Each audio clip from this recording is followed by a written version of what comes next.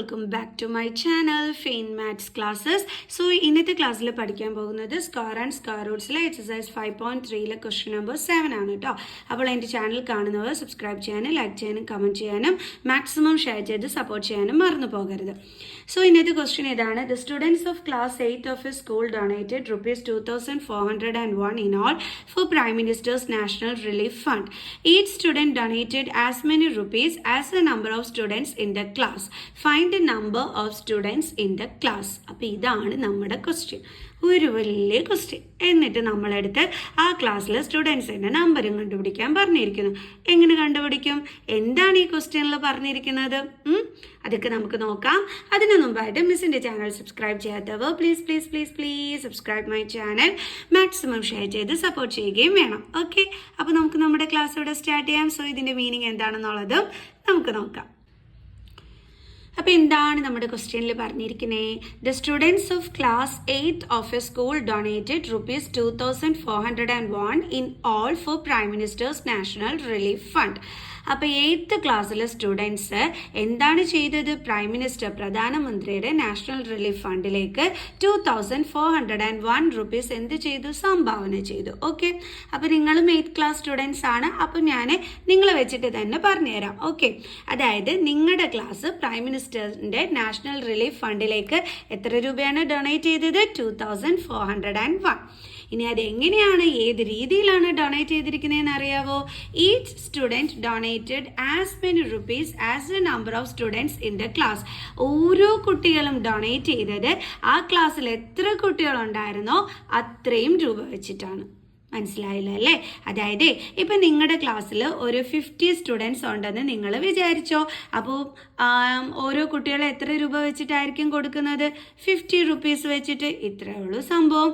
അതായത് നിങ്ങളുടെ ക്ലാസ്സിൽ എത്ര സ്റ്റുഡൻസ് ഉണ്ടോ, ടോട്ടൽ സ്റ്റുഡൻസ് എത്രയാണോ അത്രയും എമൗണ്ട് ആയിരിക്കും ഒരു കുട്ടി കൊടുക്കുന്നത്.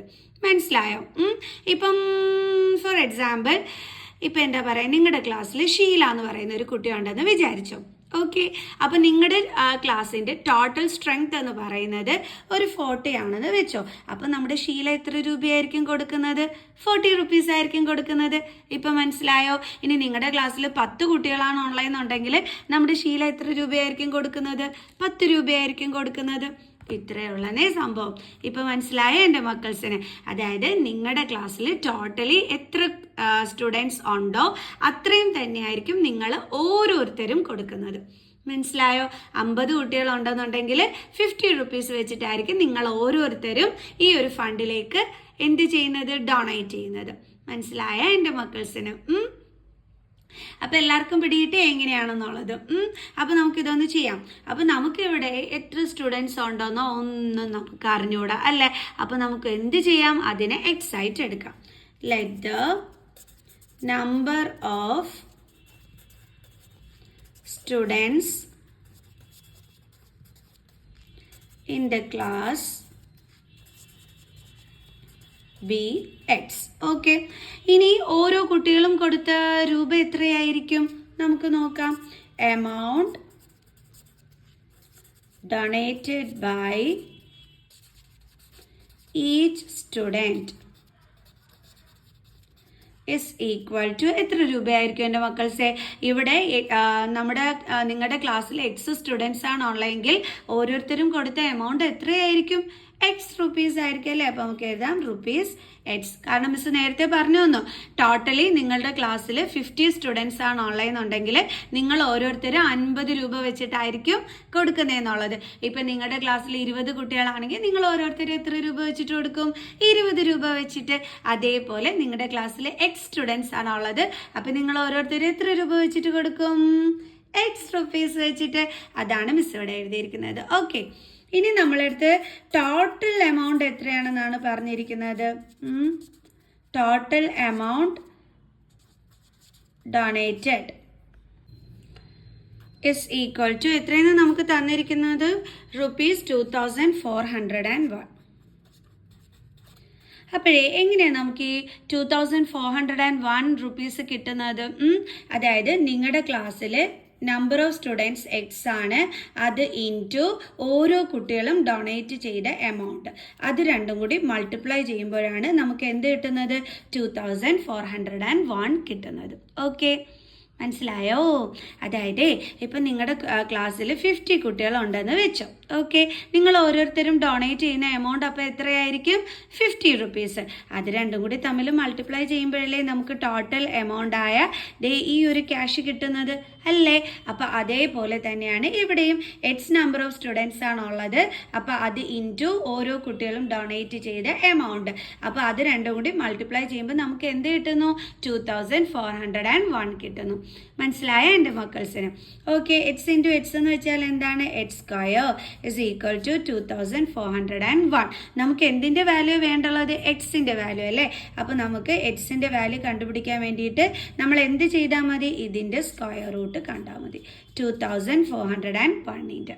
മനസ്സിലായോ? അതാ ഈ സ്ക്വയർ നമ്മൾ മാറ്റുന്നതിന് വേണ്ടിയിട്ടാണ് ഇതിൻ്റെ സ്ക്വയർ റൂട്ട് കാണുന്നത്. ഓക്കെ, അപ്പോൾ ഇതിൻ്റെ സ്ക്വയർ റൂട്ട് നമുക്ക് കണ്ടുപിടിക്കാം. 2401.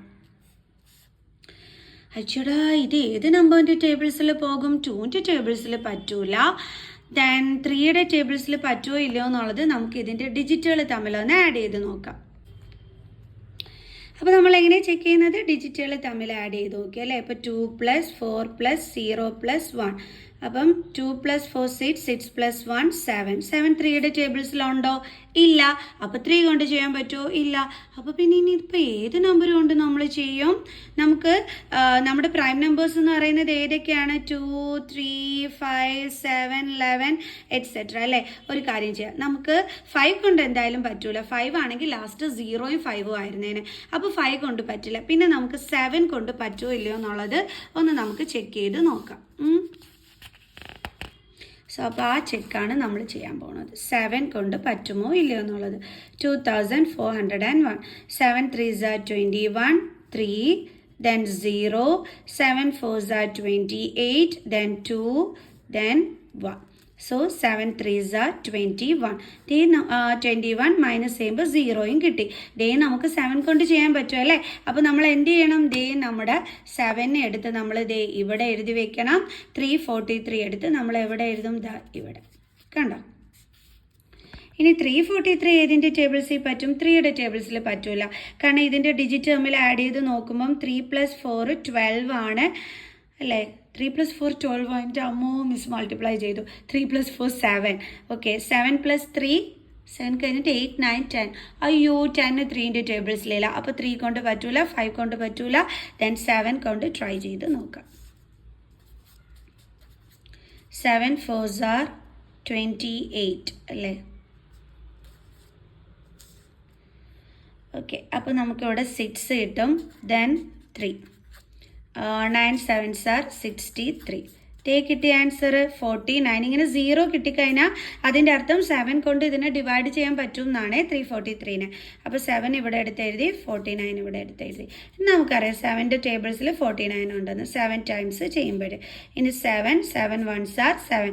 അപ്പോൾ ഇവിടെ എത്ര 7 ഉണ്ട്? 4 7. So is equal to root of 7 into 7 into 7 into 7. ഇനി എങ്ങനെയാണ് നമ്മൾ ചെയ്യേണ്ടുള്ളത്? ഇസ് ഈക്വൽ ടു 2 7ൽ നിന്നും ഒരു 7 എടുക്കും, വീണ്ടും 2 7ൽ നിന്നും ഒരു 7 എടുക്കും അല്ലേ? അങ്ങനെയല്ലേ നമ്മൾ ഈ സ്ക്വയർ റൂട്ട് മാറ്റുന്നത്. ഇനി 7 into 7 എന്ന് വെച്ചാൽ എത്രയാണ് ആൻസർ? 49. അപ്പോൾ ഇത് എന്തിൻ്റെ വാല്യൂ ആണ് നമ്മൾ കണ്ടുപിടിച്ചത്? എക്സിൻ്റെ വാല്യൂ.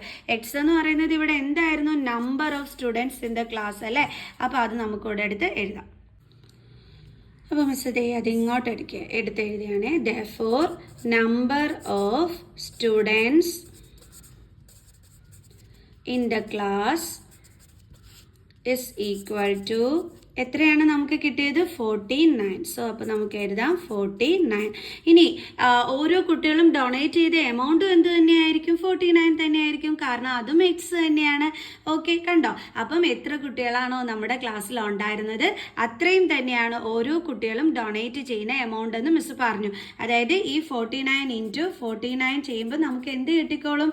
2401. നിങ്ങൾ വേണമെങ്കിൽ ഇൻറ്റു ചെയ്ത് നോക്കിക്കോ മിസ് പറഞ്ഞത് കറക്റ്റ് ആണോ ഇല്ലയോ എന്നുള്ളത്. നമുക്കിത് വേണ്ട, നമുക്ക് നമുക്കിതാ ഇവിടം വരെ ചെയ്താൽ മതി. അത് നമ്മൾ കണ്ടുപിടിക്കുകയും ചെയ്തു. ഇനി ഈ ആൻസർ കറക്റ്റ് ആണോ ഇല്ലയോ എന്നുള്ളത് മക്കൾ ഇതാ ഇതേപോലെ ഇൻറ്റു ചെയ്ത് നോക്കുമ്പം നമുക്ക് തന്നിരിക്കുന്ന ഈ ടോട്ടൽ എമൗണ്ട് കിട്ടുകയാണെങ്കിൽ നിങ്ങളുടെ ആൻസർ കറക്റ്റ് ആയിരിക്കും കേട്ടോ. വേണമെങ്കിൽ ഇരുന്ന് ചെക്ക് ചെയ്ത് നോക്കിക്കോ. സമയം ഉണ്ടെങ്കിൽ മാത്രം, അല്ലാതെ ചെക്ക് ചെയ്ത് നോക്കി ടൈം കളയരുത്. സമയം ഉണ്ടെങ്കിൽ എൻ്റെ മക്കൾസ് ചെക്ക് ചെയ്ത് നോക്കിയാൽ മതി നിങ്ങൾക്ക് കിട്ടിയ ആൻസർ ശരിയാണോ തെറ്റാണോ എന്നുള്ളത്. അപ്പം നിങ്ങൾക്ക് എളുപ്പമല്ലായിരുന്നോ?